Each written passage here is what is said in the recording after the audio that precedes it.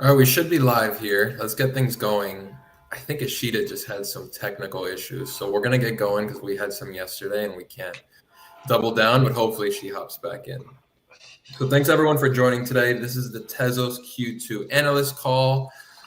Today we're going to talk about all things Tezos, but first I'd like to introduce everyone who's on this call. Beginning with myself, my name is Nick Garcia. I'm an analyst over at Messari, primarily focused on quarterly reports, looking at L1 specifically. Eshita, are you on here? Yes. Can you hear me? I can hear you, but I can't see you. But okay. I'm on. I can intro myself and then try to get back connected. I'm Eshita. I'm also a research analyst on the Messari team based out of San Francisco, California. Arthur?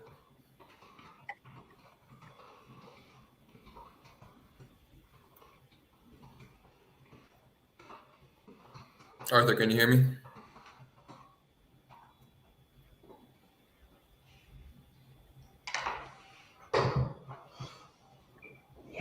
I don't think he can hear you.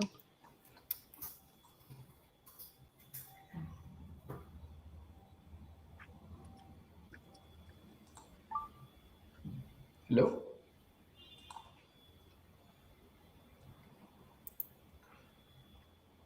Can you see something? I can hear you.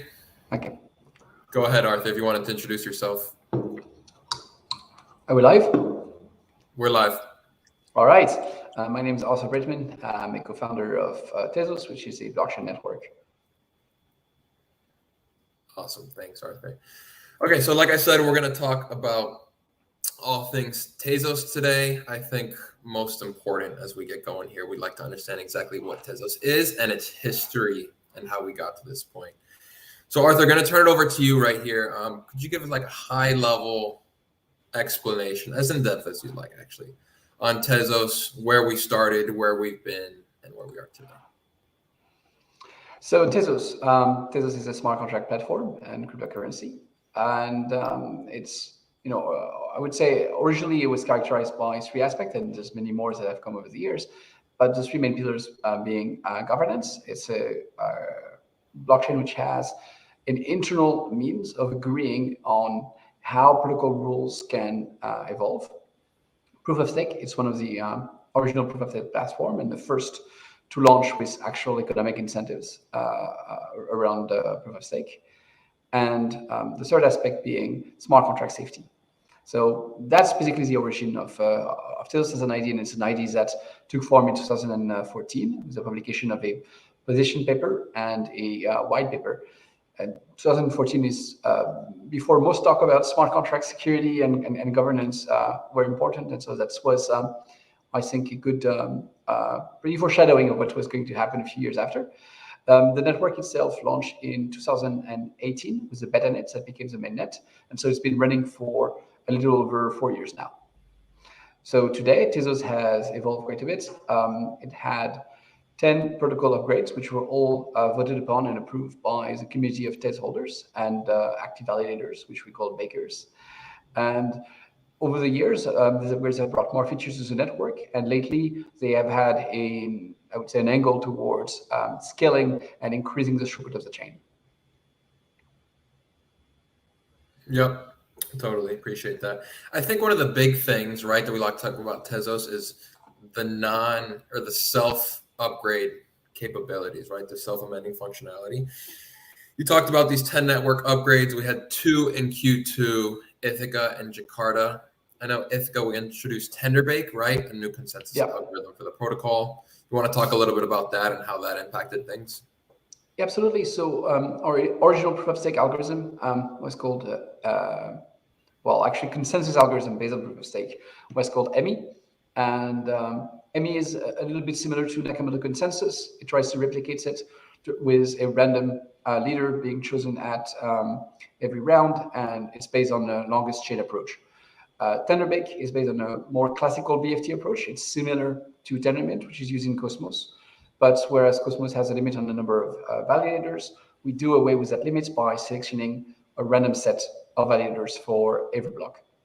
So the benefit is that We have asynchronous safety, which means that the safety of the network does not depend on assumptions on network delays, which is important.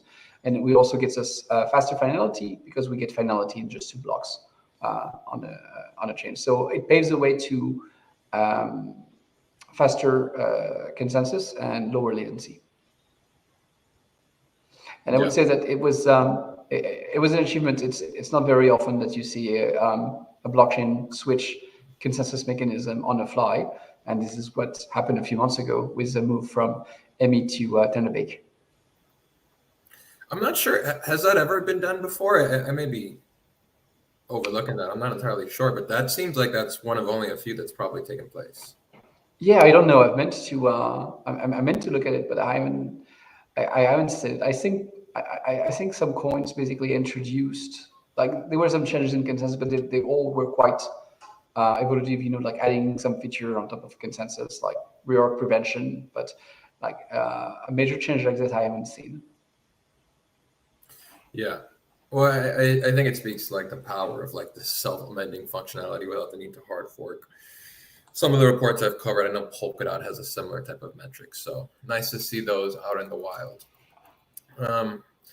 So happy to go anywhere we'd like on this call, Arthur. We can talk about some of the qualitative aspects like we've been talking about, or we can kind of flow through this report, look at the Q2 metrics, which also encompass the prior year. Yep. And kind of bounce around there. So let's do that, right? I think that's a natural flow following the report. Sure, absolutely. So we can talk about market cap here, right? So as everyone knows, Q2 was the worst quarter for crypto in terms of a market cap decrease since 2011, right? Yeah. 58% from the top to the bottom. It was brutal.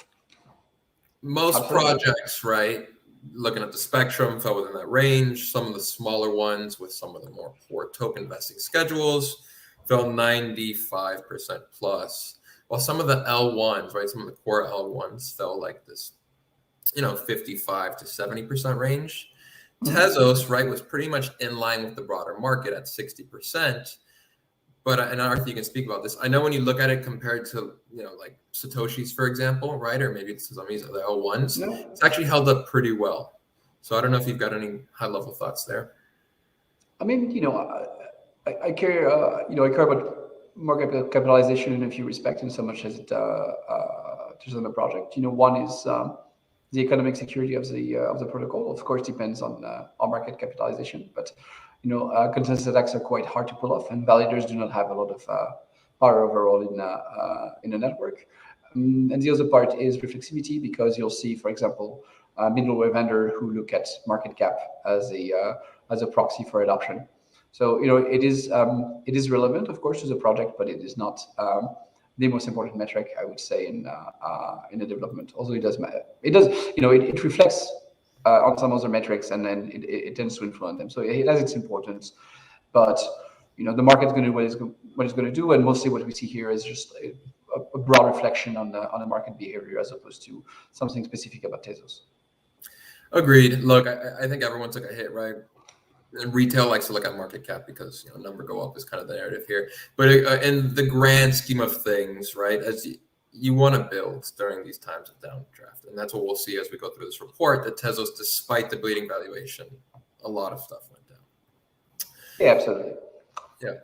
So let's move down here. So let's look at the actual network usage now, because I think this is where some of the more positive stories start to unfold. So if we open this right here, we've got transactions, contract calls, and transaction fees. Okay. Mm-hmm.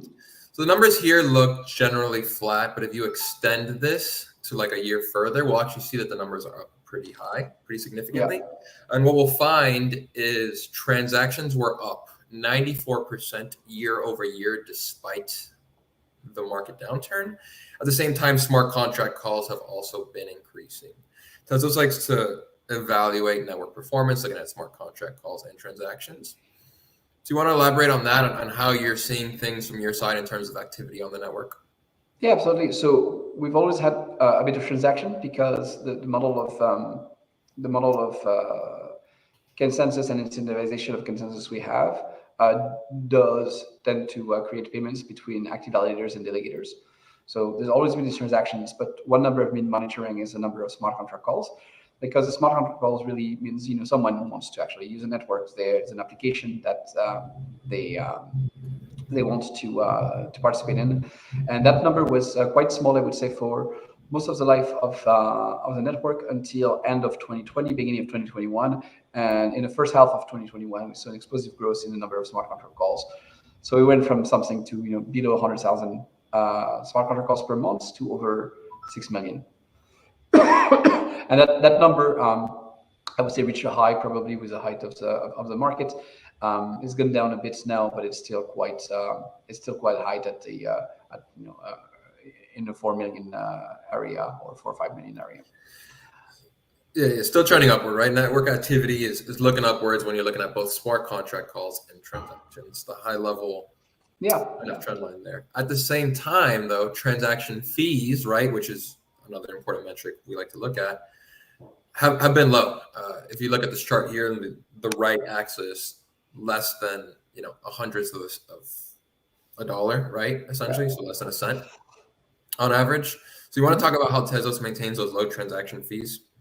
Yeah. So transaction fees is a function of supply and demand. But today, if we were to run the demand that we have for transaction today in a network a few years ago, they would be much higher because the blocks would be full. And the reason for this is we've had major improvements in the protocols through those protocol upgrades.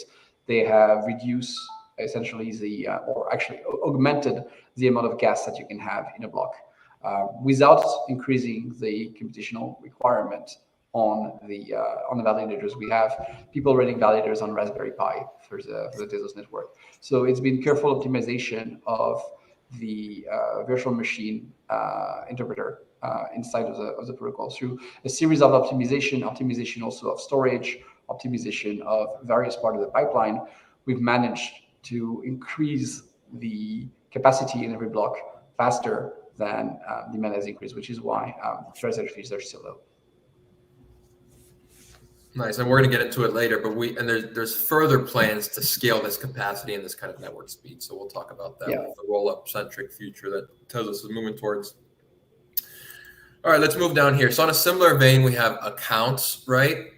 Yeah. So what we have here is we have total accounts, so your high level kind of how many accounts are on the network. We've got cleared accounts, which are accounts that were essentially cleared, right?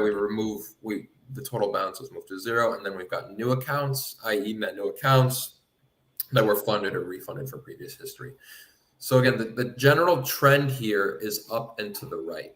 So I'm assuming we're going to follow something similar to what we just spoke about, but anything on accounts, right? A lot of it's driven by the NFT marketplaces, which we'll talk about, also DeFi, but user accounts, accessing Tez, any ideas here?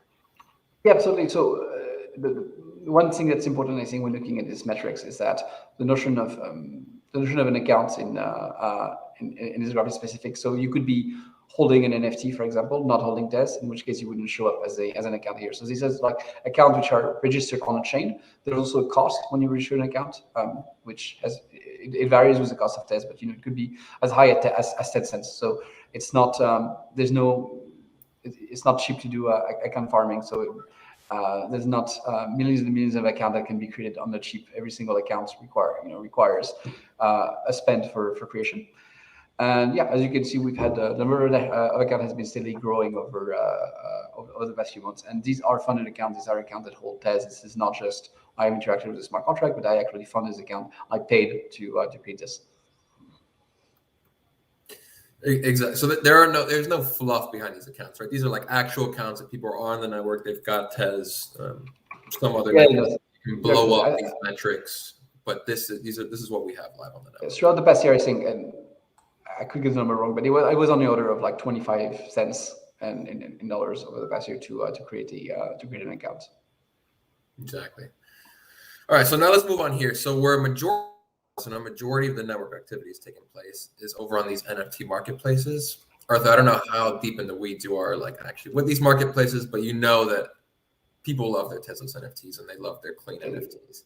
So if we look here at this visual, and Eshita was going to cover this, but she's in and out. She's having some tech issues. So if she hops back in, we'll pivot this to her. But yeah, so these are your top 5 NFT marketplaces on Tezos in terms of percentage of users, right? Breaking it down by 100% over time. We'll see that Object, right? OBJKT on the bottom is the largest one. FX Hash has had its moment. Hicat Nunk has had its time. You know, we've got a bunch of marketplaces here. So any high level thoughts on Tezos marketplaces, Tezos NFTs in general? Yes, so NFT has definitely been an engine of the growth over the past year. I would say it's definitely number one, with number two being DeFi probably. And yeah, so Object.com has become, I would say, the dominant marketplace for Tezos NFT.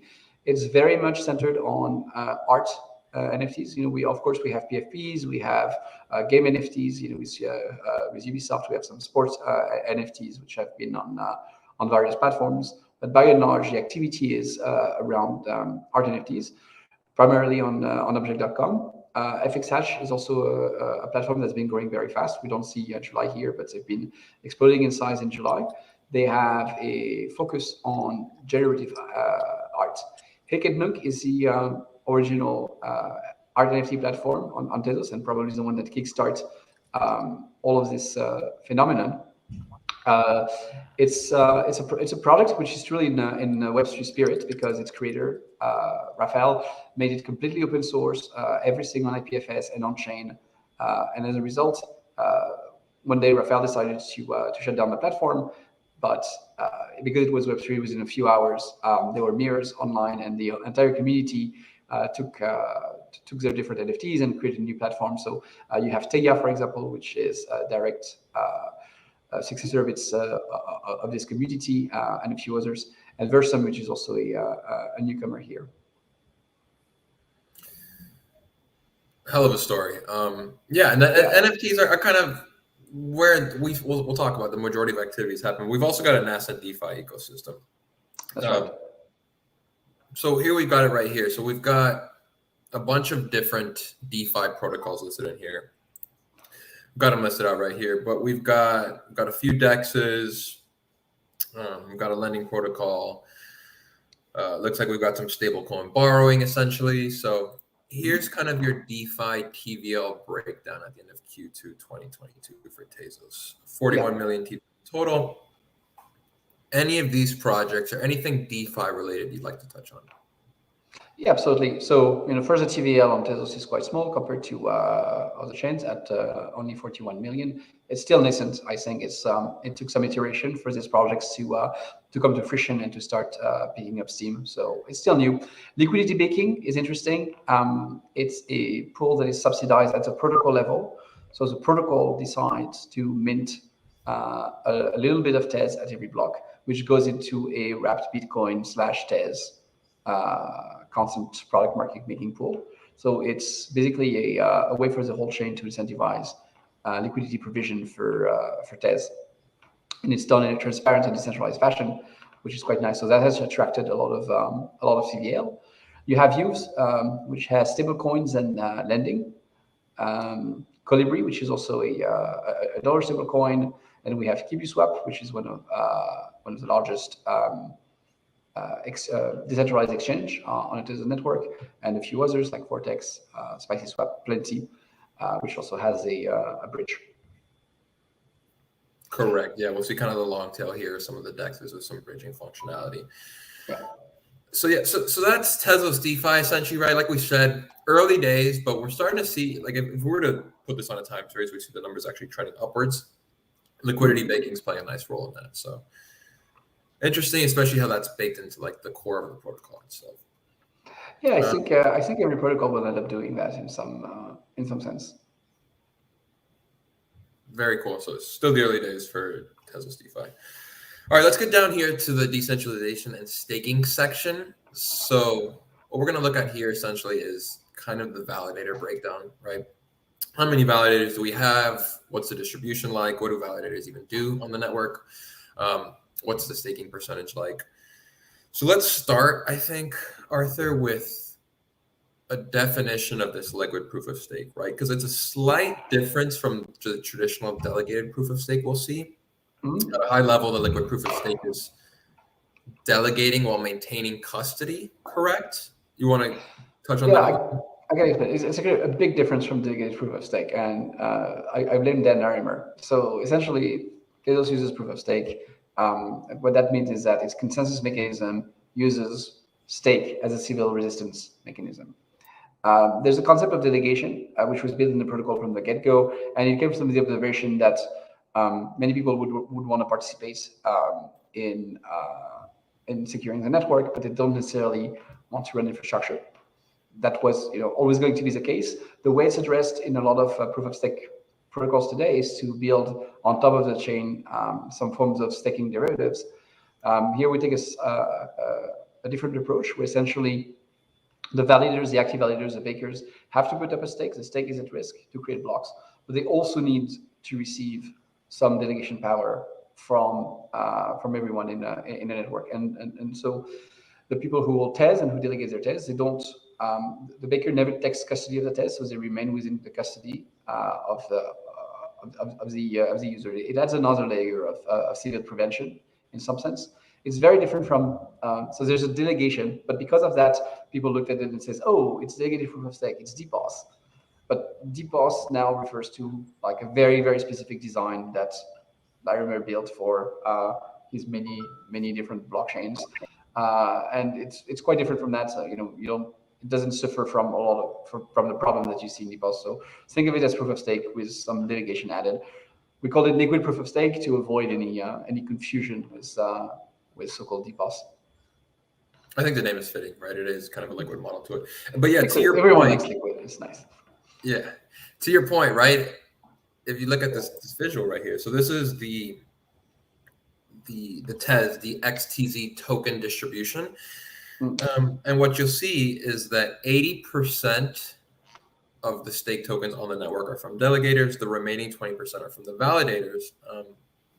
But it makes up a huge portion of network tokens, like 75 to 77% of all tokens on average through the quarter were staked, which shows that if people are active or partaking on Tezos, like you're most likely staking your tokens, 3 out of 4 people. So that is a sign of a healthy ecosystem. On top of that, Tezos has. I want to add something just here because different people have different notion for the word staked. So what you see in green here is this validator stake. That's that is stake in the pure sense of the definition. It's at risk. It's frozen. It's a deposit that's necessary for creating a block. The part in blue, which is a delegator stake, it is not frozen. It's completely liquid. You can transfer it. There's no lockups, nothing of the sort. And I think it's important. The fact that the number is large means that there's a lot of participation from delegators, as you mentioned, which is a good thing. But this is also floating. So there could be a misconception somehow that 75% of the tokens are staked, therefore there's only a few tokens circulating. That's not true. All the tokens that you see in blue, those stake tokens, they're still circulating, even though they are delegated. So they're liquid in the sense that they can be used across the network should someone want. That's right. Yes, exactly. Which is nice, because what you'll see in a lot of other ecosystems essentially is those tokens that are staked are locked, or you have to take some liquid derivative of it, and then it becomes, you kind of have a liquidity crunch. So nice to see that on the market. So real quick, let's touch on this. So I think what's cool about the validator set is that there's validators from all over the world, right? From a bunch of different centralized exchanges or funds or whatnot, and we'll touch on that. But real quick, what you see here is on the last day of the quarter, where essentially validators were participating in the consensus of the network. You got a global presence here. Anything you want to touch on in terms of just the global distribution of validators and just network activity in general on Tezos? Yeah, I just think it's healthy to have a global distribution. Of course, it makes you more resilient. So that's fantastic. Definitely a big presence in Europe. We look forward to increasing presence in Asia, Africa, and South America, which I think are interesting areas of development. Definitely a huge European presence. When we get to kind of some of the NFT activity that happened during the quarter, you'll see a lot of conferences, events, showcasings took place in Europe. So we'll touch on that. So let's get down to now the validator distribution in terms of stake. I know you caveated earlier what exactly staking means here. But for this part, right, what we're going to talk about is how much stake these validators are controlling in terms of consensus power and in terms of voting power. Okay. Mm-hmm. So you've got a nice little, scatter plot breakdown right here. I'm sorry, breakdown right here. Validators by distribution. Let's look at this table. I think this is a little more clean. So top to bottom, we'll see centralized exchanges make up some of the top of the validator distributions. We've also got some Tezos Foundation bakers in there. Yeah. You want to touch on some of the, these top bakers and then kind of the long tail also? Yeah, so I mean, a lot of them, speak as themselves. Coinbase custody is Coinbase custody. Binance is Binance. Kraken is Kraken. Everstake is a famous stakers. They're active in many protocols, as is Stakefish. And then we have a few others. Certain ones you don't really know who they are, so you just see their address. TZ1 and NF60. That's unknown. And then, of course, the foundation had an allocation of Tez in the Genesis block of the Tezos network, and runs bakers to help secure, like every other Tez holder, it's using the tokens to help generate blocks, but it's doing it directly with its own bakers. Yeah. And yes, so you see there's another 286 validators. It can be difficult to count the number of validators on a blockchain network. There are some networks which put a cap on the amount that you can have as a stake. So people will run many of them, and then the number becomes meaningless. So to some extent, there's not many strong incentives to split your stake on a Tezos network, or to do civil attacks. You can have multiple bakers. Obviously, the foundation runs multiple bakers. You can see it here. Part of that is for resiliency. So there's some resiliency reasons to do it. But by and large, I think the number of validators represents a number of independent parties who are validating the chain. If you're looking at ETH2s, they've decided to call a validator anyone who has 32 ETH. So the number becomes a little meaningless. But yeah, that's a picture. Obviously, it's top heavy with exchanges. I think that's largely unavoidable. I don't think you can avoid that at the protocol level. The way that what you can do is you can have applications which are so compelling that people will want to have self-custody of their tokens so that they can better participate in those applications, and that's the way you diminish the power of exchanges in all this. Exactly. So so at the end of the quarter, Tezos had, what do we got here? I think 406 validators that had registered. So pretty large validator set. Looking at other ecosystems, I want to say Eshita's back. Hopefully, assuming no more tech issues. So oh yes, glad she's here. Eshita, we briefly touched on the NFTs. I'm gonna hop back up here real quick, Arthur. I don't know if you had anything there, Eshita. I can also go down here and we can talk about some of the NFT collaborations we got going on here, Eshita. I don't know if you got any NFT questions. Yeah. So what did you guys cover, if you don't mind me asking, around the NFT section? Mostly we talked about the different marketplaces, how they came to be, a bit of the history of Hic et Nunc, and talked about how we had different use cases, some PFPs, some gaming NFTs with different platforms, but the bulk of it was around art. Yeah. I mean, from our end, we've noticed that a lot of creators and collectors tend to gravitate towards Tezos because of its low energy consumption, and that tends to be the reason why they pick that as their chain of choice.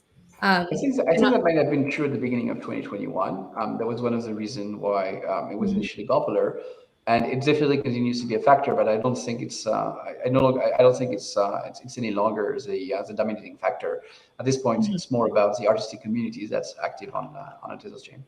Yeah.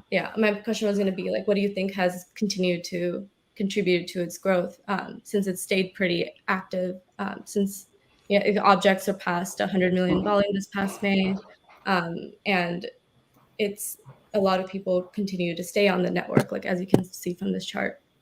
Yeah, absolutely. So I think it comes down to network effect. So there's more artists using the platform, more collectors coming in the platform, and people improving their marketplaces and building better and better tools. So it's it's cycle between the toolings, the collectors, and the artists, building a better environment for them to flourish. Mm-hmm. Got it. Yeah, and to Ashita's point, there's that still trending on Twitter, but there's that clean NFT thing. That was a thing back in the day. You'll still see it every now and then, but it was cool to see that, and then the associated little emoji / icon that would pop up next to that. So yes, cool. Mm-hmm. So we'll touch a little more on some of the NFT activity that actually happened during the quarter later on. But let's go back to where we were at. So developer activity. So I think what's really exciting when looking at some of these numbers, one of the metrics that popped out to me the most was the increase in developer activity. So through the first half of 2022, when compared to the first half of 2021, developer activity is up 288%. Tezos, some confusion, I could say. We'll have Arthur speak on it a little more in terms of the virtual machine, in terms of some of the smart contract languages that are available. Tezos is also moving towards having WASM and EVM compatibility. So can we touch on the developer activity, Arthur, Michelson, everything else happening there? Sure. So let's start with clearing the confusion, because you'll hear things of like, oh, in Tezos you have to write your smart contract in a Camel, a weird like functional programming language, and that's not true. So let's start with the basics. Michelson is a virtual machine. So it is a virtual machine is kind of like a computer, but it's a virtual computer, right? It has an instruction set. Similar virtual machine are the Ethereum virtual machine, for example, the EVM. Or if you use a platform like Solana, you have the eBPF, right? So you have different types of virtual machine. We have a virtual machine called Michelson, which happens to be high level enough that you can do it manually if you want to. So if you want to hand code assembly for your smart contract language in Michelson, you can actually do that, which is nice. It's nice that you have the option. That's not what most people choose to do. Most people use high level languages that compile down to Michelson. There's many of those languages. The most popular, I would say, 3 are among the most popular. SmartPy, which uses the Python programming language to write Tezos smart contracts. We have LIGO, which lets you do that in different syntaxes, but a popular one is JS LIGO, which is similar to JavaScript and TypeScript. So if you know JavaScript and TypeScript, it's quite easy to write this JS LIGO contract.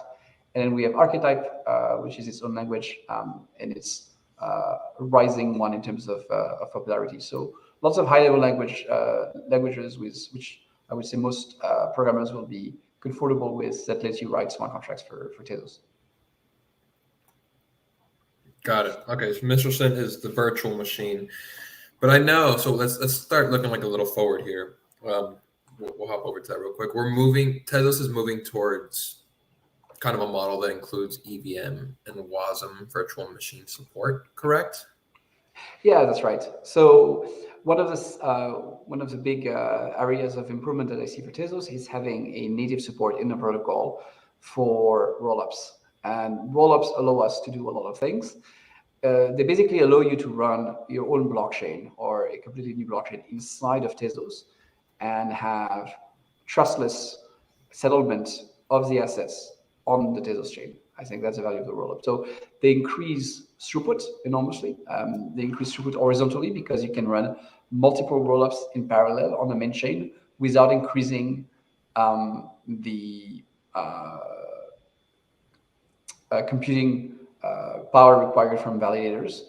They also scale vertically because you can have we can have rollups that are powered with expensive computers, again, without increasing the hardware requirement for validators. And the reason is, what a rollup does is that it outsources the computational requirement for validating the rollup. That's a neat feature. But they also increase interoperability because these rollups that we're building, they have a general kernel. That kernel can be any WASM function. So anything you can compile to WASM, you can run as a kernel as part of a Tezos rollup. So that could mean you could take Go Ethereum, for example, which is one of the most popular implementation of Ethereum and EVM, compile it to WASM, and run that as a rollup. So that gives you a rollup which is compatible with EVM.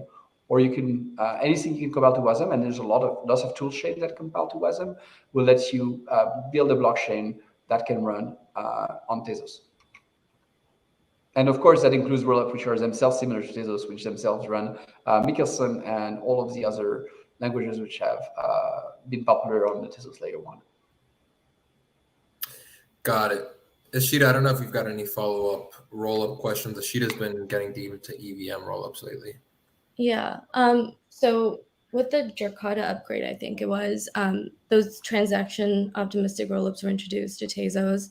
And that is the first implementation of rollups on Tezos, right? And this is meant to be a short-term solution and will be a sunset in a year or so. So what can we expect around scaling and rollups from Tezos in the future? And what have been the lessons from the transaction optimistic rollups so far? Yes, so the Jakarta contains transaction optimistic rollup. They were built for several reasons. One is that was to have a scaling solution as soon as possible for transactions, which still represent, the bulk of the operation on the Tezos chain. And it was also a way to familiarize the different core dev teams working on the project with rollups and how they would interact with the Tezos ecosystem, with the Tezos chain. There's a lot that was built for these rollups, which can be reused for other rollups. Mostly, every interaction between a rollup and the layer 1 is something that's reused. And they are enshrined rollups, so in practice, you can write a rollup using a smart contract, but these are built directly in the protocol, which carries a few advantages. So they will be subset because they're superseded with a more generic type of rollup that's being introduced in the Kathmandu proposal. So Kathmandu is currently being voted on. If successfully adopted, it will activate in 2 months. Kathmandu contains an implementation of smart contract rollup, but it's not activated. It's only activated on testnet, and this was done to have more time to review the implementation and to allow tool developers to work with those rollups. So if we see these optimistic smart contracts supporting WASM rollups on the Tezos chain on mainnet, that would be in about 5 months if and when the L proposal activates. Got it. All right, so we're looking at the end of the month. So Kathmandu and then L. Real quick, since we're on the topic of proposals, I know there's roughly a 2-month process, right? Governance process from beginning to end, Arthur. But how often are these network updates kind of being proposed and rolled out? Is there like a cadence to them? Because when I'm looking here, I'm seeing December to April, 4 month, April to June, 3. You know what I mean? It looks like every 3 to 6 month, one of these network upgrades are being rolled out. Is there kind of a cadence behind that? Are you guys always trying to upgrade the network, or what's the idea there? Yes, there is. So there's a minimum time. The minimum time it can take is 2.5 months. The governance procedure is slow for a good reason. It's a sanity check on everything. People need to take the time to review the proposal. People need to vote several times. There's 3 different votes involved in the proposal. It requires an 80% quorum. So it's a conservative model. And even if something terrible happened, and if somehow someone managed to snuck in a bad proposal that was being voted upon, you still in 2.5 months have plenty of time to coordinate off-chain for defending against it.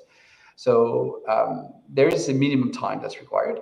Of course, often time has been more than 2.5 months between proposals, but the cadence has increased, as you can see here. It used to be May, October, March, and now it's much closer to only 3 months between upgrades. So right now, that's a cadence that the protocol developers working on these different proposals have been following, and I would say it's a cadence I expect over the coming years. Hopefully, at some point it stops. It starts slowing down. I do think there's a point where the protocol gets ossified enough that you start seeing proposals every 6 months or every year, or even less often than that. You start approaching more of an end state, situation with the protocol. Got it. Yeah, I want to say the names are great also, right? Like alphabetical order, and they've got some cool ring to them. So I think they're very catchy. Real quick, you mentioned the development teams that are working on this, right? Yes. Nomadic Labs is one that you tend to see pop up more, one of the larger ones, but there's also a bunch of other development teams taking place there. I don't know if you want to call out any of these development teams. Oh, there's many, and I might forget some. So Nomadic Labs obviously is one of the the original like first proposal at Tezos was made by Nomadic Labs, and they've been involved in all of these proposals. But we also have a core development team at Trilitech, which is a hub for Tezos based in London. We've also had contributions from, oh well, there you go, there's a list. Marigold, which is distributed Oxide Alpha, Darides, Dilambda in Japan, Functory in Paris. So it's really all over the place, and many teams who collaborate on this. And when people want to work on core development, what I encourage people is to come and join this group and participate and join in a development effort together. It's really the most productive way of advancing Tezos. Very cool, and it's exciting to see like different perspectives from different teams and different geographies of the world get together there.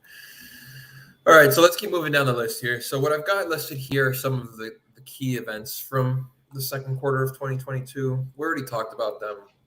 The protocol upgrades on Jakarta and Ithaca. I think we can maybe touch on a little more. I've been hinting at it as some of these NFT collaborations and launches. Also some of the festivals that took place. So you guys can see here, this paragraph is just filled to the brim with some of the larger name partnerships and collaborations that Tezos has. Those include. I'd like to mention that all of these are partnerships and collaborations. So for example, when Papa John's started using the Tezos chain, it's just like Papa John uses Tezos chain. At some point, someone in Blockhouse, which is a marketing agency working with the Tezos Foundation, got a call from Papa John saying, "Hey, we're doing an NFT drop on Tezos. Is it okay if we use your logo? As part of that?" And we said, like, of course, like not Papa John's pizza, but it's not a partnership. It's not any of that. It's just a business, deciding to use the Tezos blockchain. So some of these, like Red Bull Racing, McLaren are partnerships, but a lot of them are just simply users. Using Tezos, exactly what you want. And then so to that note, there were some exhibitions and festivals, right? I've got Art Basel, Hong Kong, NFT NYC, Proof of People, Sonar, some of the bigger name festivals out there. Eshita, I don't know if you've got anything you want to touch on here. NFT festival, NFTs in general. Yeah, I mean, these are some very like mainstream, festivals, and Tezos had such a huge presence there. For example, like Art Basel. I was actually at Art Basel, and the only NFTs I saw there were Tezos, which is like last year. And so only seeing the Tezos NFT ecosystem grow has been really exciting. So what has that meant for Tezos, the NFT ecosystem, like having all these like kind of like mainstream events, like, excluding like NFT based events?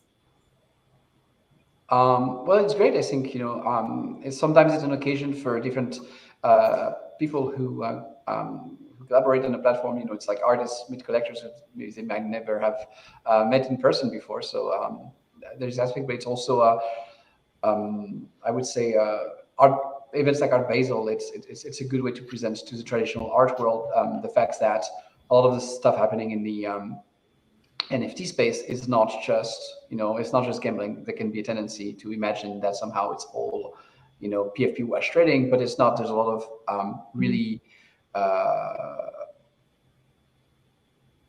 amazing artists who are creating NFTs for their digital art, and it's a way to present, I would say, the best of what the NFT world has to offer to these audiences. Got it. Yeah, and I think I don't have it included in here, but I think FX Hash had a nice exhibition at one of the Art Basels or one of those festivals. So cool to see the NFT marketplaces kind of taking the bull by horns and getting out there during these festivals and exhibitions and whatnot. So yeah, so you can see a lot went down. There were some developer events, a few hackathons, a pitch day, some of the Gitcoin, some of these clubs had some events. We also had some more kind of ad hoc events in terms of like Instagram and marketing and whatnot. So nice to see a comprehensive touch there. Coming down to the final quarter of this call, so approaching the end here. So let's kind of pivot to some of the challenges that the Tezos ecosystem faces, right? Could list challenges from any different angle, but some of the ones that I chose to include in this report were the competition that Tezos faces from some of the leading or some of the other NFT ecosystems, I should say, in Ethereum and Solana, right? Those are some of the ones that get attention as well. We touch on the smart contract languages, and we can touch on that. And then, yeah, the nascency of the DeFi ecosystem, still early. So gonna hand this one to you, Arthur. Any of these challenges stand out to you? Any other challenges that you think Tezos is facing now or in the immediate future? Well, I think competition is, in general, is a motivation to do better and to provide a better experience for users. So you can see it as an opportunity. But yeah, if it didn't exist, it would be better, wouldn't it be? No, sure. I think if you mentioned like the billions of dollars in marketplaces like Magic Eden. I think you have to segment the market a bit. There's been a lot of if people are trading hundreds of millions of dollars a day of big butts NFT, yes, that's a thing, but I think that's a thing of bull markets. I don't know if that's going to be a use case 10 years from now, whereas I'm pretty certain that the art market is going to be a thing 10 years from now. So I would say it's about trying to hit the puck where it's going to be in terms of what applications are meaningful in this platform and not where it is. There's a lot of short-termism in the market, specifically from VCs. I think that's part of the business model. The business model are about selling tokens as opposed to building businesses in most cases. So VCs have transformed from being actual tech investors into being investment banks that provide bridge funding until they get a token that they can sell. I think it's an unfortunate feature of the market, and it's shaping a lot of the narratives. It's shaping a lot of the hype. I don't think it will. I don't think this is something that will age well overall. Whereas I'm pretty confident that the use cases that are being built on Tezos have a lot of staying power. The long-term versus short-term mindset, right? I think that's Absolutely something that the crypto industry tends to suffer from. I also think that people who want to build stuff of substance see this and don't necessarily want to be next to fluff. Agreed. And then on the other side of that is the competition, right? It's competition. Pressure makes diamonds. That's if you're not in it, what's the point? We touched briefly on the smart contract languages. We touched on the DeFi ecosystem. Let's kind of approach the roadmap here. I think we touched on all of this a little bit. But anything else in terms of future roadmaps? We talked on the scaling. We talked on the EVM and WASM implementation. I got here a note on data availability. Anything else people should be looking out for? Sure. I mean, one thing I want to mention though is that people sometimes ask, what is the Tezos roadmap? Whose roadmap? There's no Tezos roadmap, right? There's a Trilitech roadmap. There's a Nomadic Labs roadmap. There's a Marigold roadmap. There's different people who have different roadmaps into what they intend to develop. But at the end of the day, what determines upgrades on the Tezos blockchain is not something that's decided by anyone. It's something that's decided with the community that votes on the upgrades themselves. Anyone can build an upgrade for the Tezos network. Anyone can come in. When you see other blockchains which talk about their future roadmap as a fait accompli, they're essentially betraying the fact that their entire governance is centralized. There's not a single roadmap. Now, in terms of what Nomadic Labs, Trilitech, Marigold, all these good people are building, it's very much focused on throughput scaling at the moment, specifically via optimistic rollup and data availability sampling. I think a great point, right? Like the decentralization of the network as opposed to some of these more centralized ones you'll see, and the community input there. Eshita, gonna hand it to you again. I don't know if you've got anything. Feel free to bounce in if you do. I don't think so. We already covered some of the scaling solutions and plans. No, I think we can wrap up and I don't know if you had anything else to add, Arthur. So yeah. So look, we're at the end here, right? So I just want to put everything underneath one blanket, right? So Tezos, because we did a lot here, is Tezos self-amending blockchain, 10 protocol upgrades, 2 over the last quarter. We've seen an uptick in network usage, right? Primarily through transactions and smart contract calls, low fees, consistently high staking despite the liquidity component to that, and a booming NFT marketplace. Some of the future plans, right, are Rollup centric, fixing that data availability layer, scaling the network essentially is the high level plan of what we're looking at here in Q2.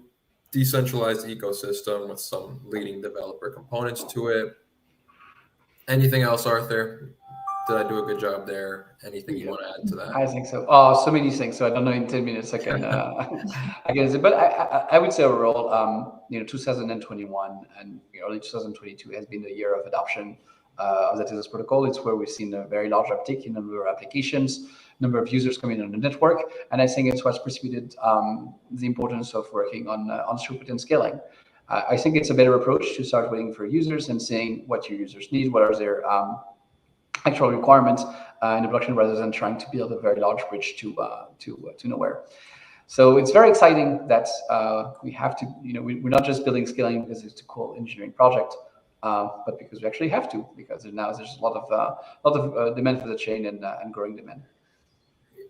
Comes down to that long-term versus short-term mindset here. I think Tesla's definitely in it for the long game here, so should be good. Looking forward to seeing what Tezos puts out.